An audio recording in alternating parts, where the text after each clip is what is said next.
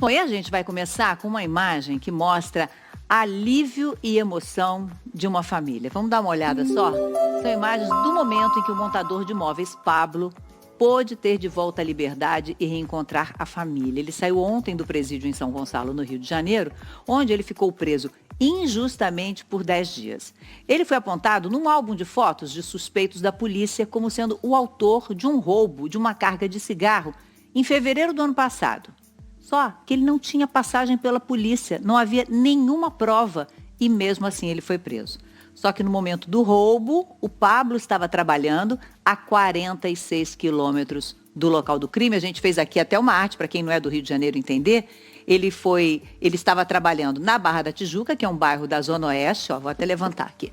Ele trabalhava aqui, num bairro da Zona Oeste. E o roubo aconteceu em Niterói, região metropolitana do Rio, a 46 quilômetros. Tinha testemunha, pessoas que estavam com ele, mas nada disso foi levado em consideração. Ele foi simplesmente preso na frente de todo mundo. E aí a gente ficou, então, com vontade de conversar com o Pablo depois de finalmente ele ter voltado para casa. Vamos dar bom dia para ele. Ele está em Itaboraí, região metropolitana do Rio. Pablo, bom dia. Que bom ver você aí na sua casa, viu? Bom dia. Me diga uma coisa, como é que foi dormir em casa novamente? Sensação muito boa, não tem nem palavras para falar depois de quase 10 dias dentro daquela prisão, a gente dormir na nossa cama, não tem coisa melhor não. Me diga uma coisa, Pablo, como é que você se sentiu na hora em que você recebeu a ordem de prisão? O que passou na sua cabeça? Lá no você estava trabalhando no momento. Tava assim, não dá nem para entender, porque, tipo assim, sempre trabalhei na minha vida, não passou nem nada na minha cabeça, porque como que vai passar uma coisa na cabeça que você nunca fez nada? Eu não entendi nada. Depois de um tempo, o que aconteceu? Aí agora que tá caindo a ficha, que eu fui enganado, entendeu? Porque é muito triste, entendeu? A gente ser enganado pela coisa que a gente não fez e é meio complicado, né? Uhum. O Pablo, ele estava trabalhando, tem até um testemunho que a gente tem de um colega dele, porque ele é uma pessoa muito querida, os amigos todos se reuniram, família, fizeram uma vaquinha para contratar um advogado, para que ele pudesse receber um atendimento o mais rápido possível, porque quando a gente é inocente, um dia na cadeia injustamente já é um absurdo, né? E o tempo ir passando, né? Você chegou a ter medo, Pablo? Todos os dias.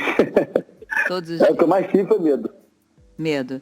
Medo do quê, basicamente? De permanecer ali, de não conseguir que provassem sua inocência?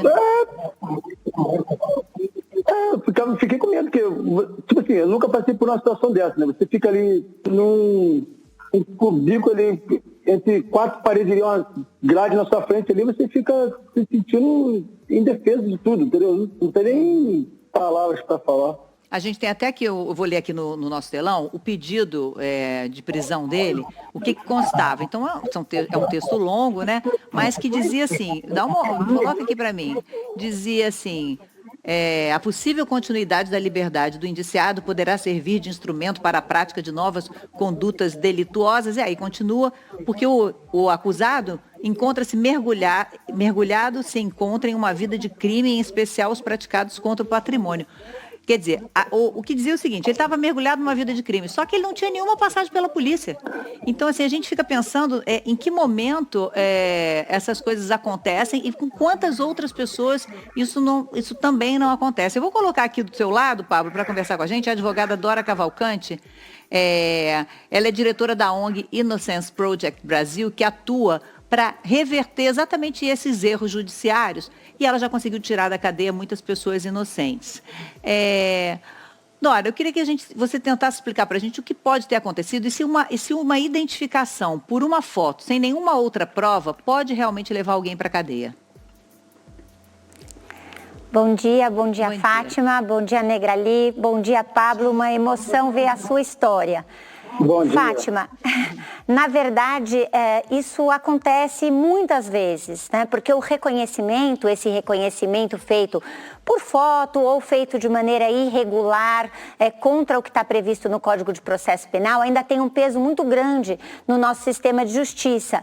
E como nós todos vimos agora nessa imagem que você projetou na tela, uma ordem de prisão ela é baseada mais nessa questão da ordem pública, do medo em geral, né, de uma invocação assim do receio geral, do que no caso específico de cada um. Por isso que é muito importante estar aqui, né, conversarmos sobre esse problema para entender que às vezes, mesmo que ninguém tenha desejado prender um inocente, como foi no caso do Pablo, isso acontece e infelizmente acontece com muita frequência.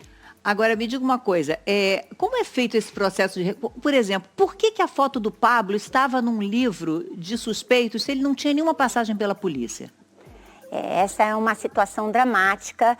Desde 2 anos atrás, o Innocence Project, as defensorias públicas, o IDDD, que é uma outra ONG na qual eu trabalho, existe toda uma campanha chamada Justiça para os Inocentes, tem tentado aumentar o alerta para esse problema do reconhecimento. O quanto um reconhecimento pode levar e leva à condenação de uma pessoa inocente, à prisão de uma pessoa inocente. Por quê, Fátima? Ninguém sabe, não está muito claro como é que as fotos vão parar e vão sendo montados esses álbuns de reconhecimento, né? Pode ter sido uma foto tirada de uma rede social, às vezes o Pablo, e ele pode nos contar isso, estava num cenário em que ele não foi acusado de nada, mas podia estar numa situação em que tiraram fotos de outras pessoas. E o que é mais frequente, a polícia, no afã de dar uma solução rápida, às vezes recebe uma foto no celular, uma foto, né, de um suspeito, uma foto baixada da internet e mostra para a vítima naquilo que a gente chama show-up, Fátima, é o que chama exibição unipessoal. Mostra o celular e pergunta, olha, foi essa pessoa aqui? E isso induz uma resposta positiva, engana a memória e é uma das principais causas que levam todos os dias, como nós estamos vendo, pessoas que nada fizeram de errado a estar num álbum de fotografias e pior, podem levá-los à prisão. Olha só, hoje no Bom Dia Brasil mostrou um outro caso parecido com o do Pablo, o contador Daniel Medeiros, ele estava no carro com a família, quando ele foi parado numa blitz na semana passada, ele estava a caminho de João Pessoa para um passeio. E aí ele foi preso. Aí não foi pela foto, porque se tivessem visto a foto realmente de quem devia ser preso, era muito diferente. Olha só.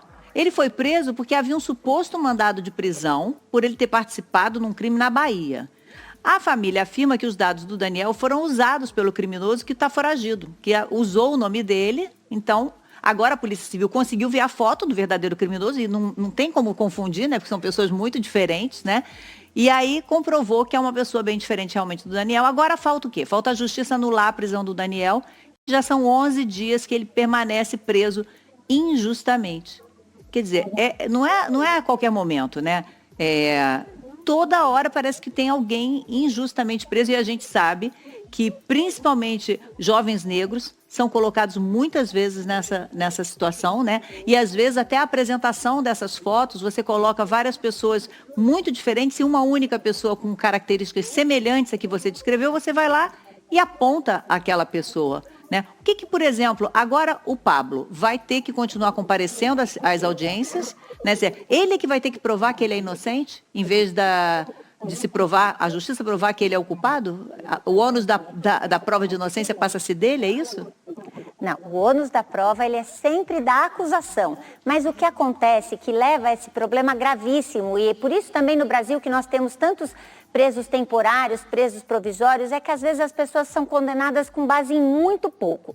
E como nós estamos falando, existe, acho que uma preocupação crescente da sociedade brasileira, a imprensa tem contribuído muito com isso, né? Vamos ver a família do Pablo, que foi essencial, os amigos, para terem essa percepção de provar a inocência dele, mas o correto, Fátima, é que o Ministério Público é que tem que mostrar elementos concretos de culpabilidade. Só que às vezes a pessoa não tem, como foi o caso do Pablo, e que bom, porque a gente se emociona ouvindo esses relatos, uma comprovação de que ele estava trabalhando num determinado local, Sim, a empresa numa determinada fora. Pois é, digamos que ele fosse um ambulante, um freelancer, fosse auxiliar de pintor, tivesse uma profissão, vamos dizer, sem carteira assinada, como é que ele ia conseguir comprovar esse álibi? Por isso que a justiça, né, nós até o nosso projeto Inocência, o Innocence Project, nós tivemos a imensa honra de ganhar o prêmio Inovari há 2 anos atrás, com essa percepção de que dá para melhorar o nosso sistema de justiça. E uma forma muito importante de melhorar é justamente ter essa percepção de que o reconhecimento feito dessa forma, que induz a erro, feito contra as regras do processo, não pode servir sozinho para justificar uma condenação, né? Já existe um crescendo, uma decisão muito importante do Superior Tribunal de Justiça que vem sendo seguida, reprisada em outros casos, né? Para gerar essa cultura, esse alerta, para que a gente aprenda com a neurociência, né, que é a ciência que estudou as nossas memórias e mostra como, às vezes, se a gente é confrontado com uma imagem, né, vê no Facebook, a gente se confunde, com mesmo certeza, sem ser de propósito. Então, na verdade, o reconhecimento, ela é uma prova pouco confiável. Olha que mudança cultural fundamental que a gente precisa fazer e está fazendo, Fátima. Mas, enquanto isso, muita gente está na cadeia pagando por alguma coisa que não fez. Vou botar a nossa plateia. A Mona Lisa do Perron está com 4 pessoas que estão assistindo aqui um pouquinho mais de perto com a gente. E tem uma história de um jovem que também vive tendo problemas por isso. Mas aí, no caso dele, por conta, acredita ele, da cor, né? Isso, Fátima. Bom dia para você, bom dia, Negrali, bom dia para você de casa. Pois é, Fátima, Vinícius, ele é de Campinas, São Paulo, estava conversando com a gente sobre esse sentimento de injustiça, né, que é uma coisa horrorosa, só sabe quem sente mesmo. Ele falou que já foi abordado algumas vezes em algumas blitz e já escutou coisas que deixou ele bem triste, não foi isso, Vinícius? Bom dia, Vinícius. Olá. Bom dia, Fátima. Bom dia a todos. Eu tive algumas situações, eu passei por algumas situações ao longo da minha vida. Eu falo que todas as blitz que eu passo, eu sempre sou abordado pelo meu cabelo e pela cor da minha pele. E eu passei uma situação, alguns anos atrás, com um ex-namorado, passando por uma blitz, eu fui parado, fui revistado, pediram o meu documento, e do meu ex-namorado não pediram nada, e ele nem foi revistado. E uma coisa muito triste que eu ouvi do policial foi: rapaz, diminui esse cabelo. Então, assim, eu como falo se o seu que cabelo pra fosse, gente... significasse alguma coisa de má conduta, né? Olha que coisa horrível. Eu falo que o tempo todo, pra gente que é negro, e eu ainda sou de pele clara, não sou retinto, sair de casa é sempre um ato político, um ato de resistência, porque a gente nunca sabe como que vai ser, o que vai acontecer. E a gente falando do medo de injustiça, isso é muito duro, né, Negra? Você já ter que ter essa sensação, né?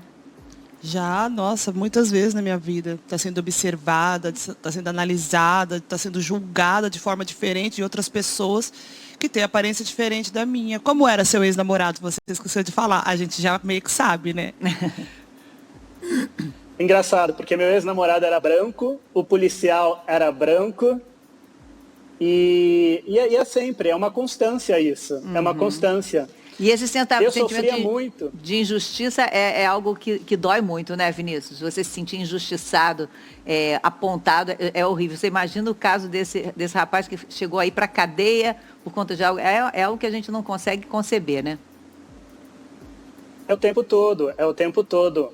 Porque eu lembro que na época eu estava dirigindo um carro que era um carro bacana. Então, assim, como eu, uma pessoa preta, eu posso ser bem sucedido perante a sociedade e eu vou ter que provar o tempo todo que eu sou melhor, eu vou ter que provar o tempo todo a minha inocência a partir do momento que eu saio de casa. É uma injustiça absurda o tempo todo.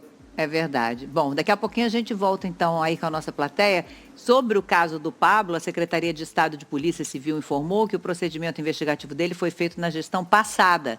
Diz que para aperfeiçoar esses procedimentos, recomendou que os delegados não usem apenas o reconhecimento fotográfico como única prova em inquéritos policiais para pedir a prisão de suspeitos. Nós questionamos também o Tribunal de Justiça para saber por que o pedido de prisão, baseado apenas no reconhecimento por foto, foi atendido inicialmente, mas não tivemos resposta. A gente vive num país em que 90% dos crimes não são apurados, né? E aí aqueles que vão, as pessoas que são presas, muitas vezes ainda são injustas, né? Então, muito que aperfeiçoar realmente. Pablo, o que você quer fazer? Quer voltar ao trabalho? O que você está com um sonho agora de fazer?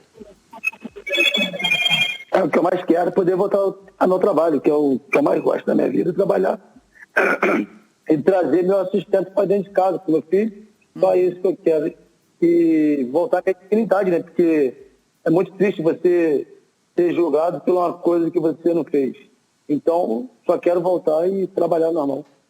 Muito obrigada, Pablo. Boa sorte para você, que isso logo passe, fique no passado e que você possa recuperar a sua vida no seu dia a dia normal, viu? Muito obrigada. Queria agradecer também a doutora Dora, que participou aqui com a gente. Muito obrigada pelas informações. A gente pode voltar a se encontrar em outros momentos para a gente retornar a esse tema. Muito obrigada, viu? Obrigada eu, Fátima. Muito bom ouvir essas histórias aqui de perto. Obrigada. Bom fim de semana.